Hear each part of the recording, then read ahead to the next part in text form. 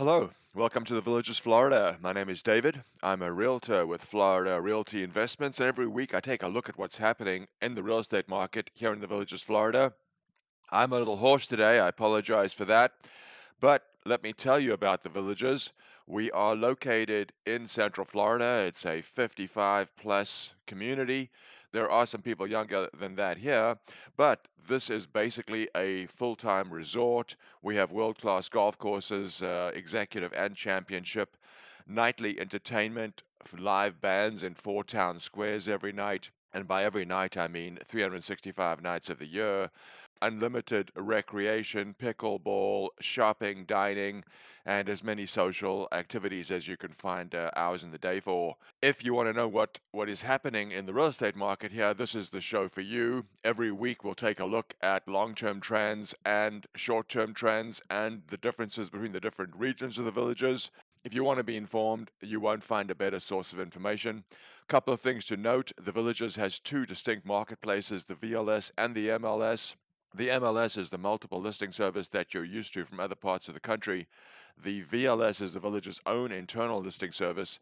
It is the only place where you will find new properties advertised for sale, but pre-owned homes are available both on VLS and on MLS. And it's worth noting that most MLS brokers will not show you VLS properties, and I believe that no VLS agents will show you MLS properties. So if you want to see the choices available to you as a buyer, you really need someone who is able to show you VLS and MLS listings. Please consider reaching out to me at DavidisinFlorida@gmail.com or DavidisinFlorida.com. I'll be happy to discuss with you how I can help you do that. Keep in mind that if you only have a VLS broker or only an MLS broker, you will not be able to see everything for sale here. Similarly, if you're deciding on which market to list your property, you're going to have to choose between MLS and VLS. All of the information you're going to see this week is drawn from the MLS, and we produce this show every week, so please make sure you check the date to ensure you're getting the most recent information. Also, if you find the information valuable, please consider liking or subscribing to the channel. It really helps us with the YouTube algorithm. And if you need to reach me, you can reach me either at DavidisinFlorida.com or DavidisinFlorida@gmail.com. If you're a buyer and you're trying to find a good deal, I think you'll find that our data-driven approach will give you confidence that you're getting a good deal. And if you're a seller, I think you'll find our data-driven approach will give you confidence that the asking price you've chosen is the correct one. So with that out of the way, let's take a look at what's happening this week. We're going to go back to looking at the yield on the US 10-year Treasury note. The mortgage rate most closely tracks this rate. And I'm returning to this metric to show you what happened 2 weeks ago when Jay Powell reduced the overnight rate by 0.5%, and interest rates on the 10-year went up. And you can see that this reduction took place on the 18th, and ever since then, the yield on the 10-year has been heading higher, and that means mortgage rates also. So those who are hoping for the Fed to jumpstart the housing market, it certainly doesn't appear as if that's going to be the case. But this is a week-by-week scenario. We have an election coming up. We have huge borrowing needs. It's anybody's guess what happens to rates from now. So I'm going to start by orienting you as to where the Villages is. You can see that we're in Central Florida, about an hour north of Orlando, and about an hour from the coast, both to the east and to the west. These maps you're looking at are showing you all current listings in the Villages on the MLS. The size of these circles represents the size in square feet of the home, and the color of the circle represents its price per square foot. So the larger the circle, the larger the home. The lighter the circle, the more expensive per square foot. A small, dark circle is a small, inexpensive home, whereas a large, bright circle is a larger home at a higher price per square foot. And we're zooming in on the Lake Sumter area, and I'm going to switch back and forth between the same listing information, but in one case showing you listing price and size, and in the other case showing you the price per square foot and size. And I think it'll be evident that looking at price per square foot will make the deals more readily apparent. Before we look at the differences between the regions of the villages, let's take a look at the villages as a whole. This week, 506 active listings, down very slightly from the 510 of last week, but still dramatically more than the 295 for the same week last year. Currently, the lowest priced listing in the villages is 134.9, down from 142. It's been on the market 67 days. The most expensive listing currently is 2,899, was originally 2,950, and that has been on the market for 85 days. I'm only showing you the trend for the last year on these listings now. Here we look at the median list price per square foot for all listings in the villages. This week, 258.32. Last week, 259.80. Last year, it was 259.78. It's worth noting that the lowest reading that we've seen here was 257.89. We're barely higher than that now. This is a reading that's remained elevated for some time. This is the median time on the market for all active MLS listings. This week, 57 days. Last week, it was 56 days. A year ago, the median time for all listings was only 47 days. So now that we're going to dive into the differences between the regions of the villages, let me explain how I've divided the villages into four areas. As we look at these maps, keep in mind that the size of the circle denotes the size of the home, and the color, its price per square foot. Larger the circle, larger the home. Darker the circle, the less expensive per square foot. The first is the area that I'm calling the north. This is everything south of 42 and north of 466. This includes the older areas in the villages. The second area is the area that I'm calling the mid-north. This is everything south of 466 and north of 466A. This area includes Spanish Springs. The third area is the area that I'm calling the mid-south. This is everything south of 466 and north of 466A. And this includes Brownwood Town Square. And the final area is the area that I'm calling the South, which is the newest area in the villages, which is everything south of Highway 44. And we're going to take a look at the differences between the regions as we go forward. So let's compare the different regions. This is the entirety of the villages. Currently 505 active listings, ranging in size from 840 square feet to 4,216. Prices in the villages currently range from 135,000 to just under 2,900,000, and on a per square foot basis, prices here currently range from 104 to 776 per square foot. This is the north, the most active area in the villages currently. 225 active listings, ranging in size from 840 square feet to 2687. Price per square foot ranging from 225 to 395, and prices in the north ranging from 135,000 to just under 750,000. Here's the mid-north, 146 active listings on the MLS, ranging in size from 1,090 square feet to 4,216 square feet. Price per square foot ranging from 211 to 675, and prices in the mid-north ranging from 269 to 1,000,003. Here's the Mid-South, 68 active listings, ranging in size from 1156 to 3934 square feet, per foot ranging from 218 to 776 a foot, and prices in the Mid-South ranging from 280,000 to just under 2.9 million. And finally, this is the South, 66 active listings currently, sizes range from 969 to 3,260 square feet, prices from 255 to 1,275,000, and price per square foot in the south ranging from 218 to $536 a foot. So let's take a look at where these homes in these different price categories are located. First, there are no homes currently under $100,000 available in the villages. This map is showing you the 8 properties that are currently available for under 200,000. They are all in the north.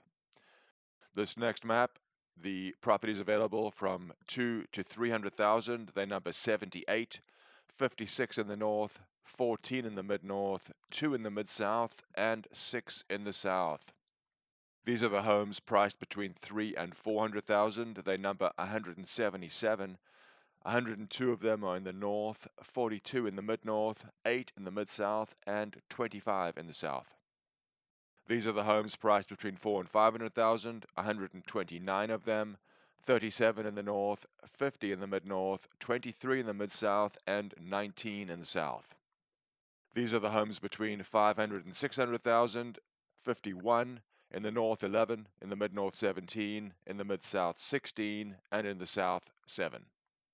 Between 600 and 700,000, 24 homes, 7 in the north, 9 in the mid-north, 6 in the mid-south, and 2 in the south. 700 to 800,000, these 14 homes, 4 in the north, 2 in the mid-north, 4 in the mid-south, and 4 in the south. These are the 6 homes between 800,000 and 900,000, 5 of which are in the mid-north and 1 is in the mid-south. 900 to $1 million, 6 homes, 2 in the mid-north and 4 in the mid-south. And finally, these are the 12 homes on the MLS currently priced at more than $1 million.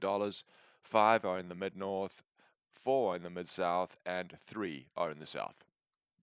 So let's focus now on what happened last week, and we look at a number of new listings and number of homes going pending. Obviously, new listings are new supply over the last 7 days, and pending home sales are the homes that left the market over the last 7 days. The graph is a 4-week average. The numbers are actual data points. Last week, 41 new listings, 40 homes went pending. The previous week, 44 new listings and only 35 went pending. A year ago, there were 36 new listings and 30 homes going pending. So the previous graph gives rise to this one where we track the difference between new listings and homes going pending. Last week, 1 more home was listed than went pending. The previous week, 9 more homes listed than went pending. A year ago, 6 more homes were being listed than going pending. Here's a bright point for sellers. The price at which homes went pending last week was up slightly to 260.97 from 259.52 the previous week, but this is still lower than the 262.95 for the homes that went pending a year ago. More encouraging news for sellers. This is the price change for the homes that went pending last week. Last week, a median reduction of 4.33 from the original list price. The previous week, a reduction of 5.56%. And a year ago, it was a reduction of 6.33%. Since we're looking at homes going pending, the data I've just given you is for the homes that went pending over the last 7 days, but this map is showing you the properties that went pending in the villages over the last 60 days. They number 150. I'm going to return to all of the MLS listings once again to give you some perspective as to how they differ in different price buckets. For example, for the homes that are under 200,000, the least expensive on a per square foot basis is 104 and the most 192. Whereas when you get to the million plus properties, the least expensive is 283 a foot and the most expensive 776. Looking at this data, you can get some idea as to what the price per square foot difference is between the different price buckets. Now let's look at sales activity. Number of sales last week was 24, previous week 27, a year ago 41. The lowest price home closing last week was 245,000, originally 282, on the market 61 days, which is a discount of 13%. The most expensive home closing last week was 735, originally 780. It had been on the market 33 days and was priced at 6% discount from the original list price. Of the sales, the highest discount was a property that closed last week for 610,000. It was originally almost 800,000, and after 72 days on the market, it was discounted by 23%. If you are looking for a deal in the villages, please consider reaching out to me. I think we can help you find one. Another encouraging data point for sellers, this is the median price realized for the homes closing last week. 4-week average on the graph, actual data points on the numbers. Last week it jumped from 250 to 260 a foot. Last year, the properties closing the same week were priced at $247 a square foot. And here we look at the 233 homes that have closed in the villages over the last 60 days. The data points I give you on the weekly update are the last 7 days. This map is showing you all properties closing the villages over the last 60.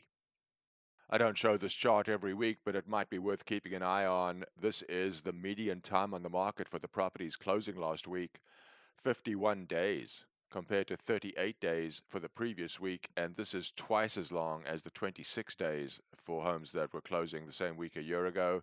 This graph certainly makes it appear as if time on the market may be getting longer in the future. Two more looks at sales. First, this is seasonal, giving you an idea of to how many sales per week for each of the 52 weeks of the year. Last week, 24 sales. The previous year, 41. 2 years ago, 25. The red line is 2024, the green line, 2023, and the blue line, 2022. It certainly seems likely that we will get close to 10 sales a week again this year. And how do you relate sales and inventory? Well, weeks of inventory. This is the total number of listings divided by the total number of sales on a week by week basis. This last week, over 21 weeks of inventory. The previous week, under 19. A year ago, it was one third the amount at only 7 weeks of inventory. So now we look at all listings once again. This is the percentage of listings that have reduced their asking price from the original list price. As of now, 53.16% of listings have reduced their asking price. Last week, 54.12% had. A year ago, barely 51% had. And this chart keeps track of what the decrease actually is. As of now, this week, the median decrease from the original listing price for all active MLS listings is 3.89%. Last week, 4.13. A year ago, 4.25. If you're a buyer and you're trying to find a good deal in the villages, or you're a seller and you're trying to sell your property for the most that you can, please consider reaching out to me. I'll be happy to show you how we can help you reach your goals. Once again, it's either davidisinflorida@gmail.com or davidisinflorida.com. Please reach out to me. I'll be happy to answer any questions you have and help you find the home you're looking for. Hope to hear from you. Take care.